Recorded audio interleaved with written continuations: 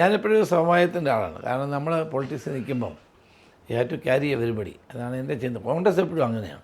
Congress is an umbrella carrying everybody together. അതാണ് കോൺഗ്രസിൻ്റെ ഒരു സ്റ്റൈൽ. അതാണ്.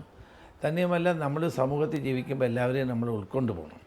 പ്രത്യേകിച്ച് നമ്മൾ ലീഡർഷിപ്പ് ഇരിക്കുമ്പം എല്ലാവർക്കും നമ്മളെ സമീപിക്കാനും പറയാനും അവരുടെ ഒപ്പീനിയൻ മനസ്സിലാക്കാനും അവരുടെ പ്രോബ്ലംസ് മനസ്സിലാക്കാനും ഒക്കെയുള്ള ഉത്തരവാദിത്തം നമുക്കുണ്ട്.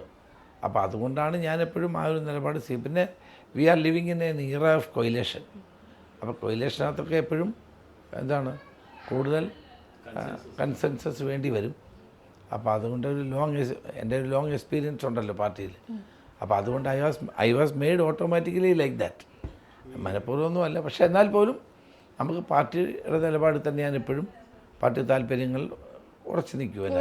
വി ഡി സതീശന് ഇത് മനസ്സിലാവുന്നില്ല എന്നുള്ളതാണ്, സമവായം ആവശ്യമാണെന്നുള്ളത്. Everybody has got their own style of functioning. പുള്ളി അങ്ങനെ ഇപ്പം മുന്നണിയെ കൊണ്ടുപോകുന്നില്ലേ. അപ്പോൾ അതിനകത്തൊക്കെ എല്ലാം യോജിച്ചൊക്കെ പ്രവർത്തിക്കുമല്ലോ.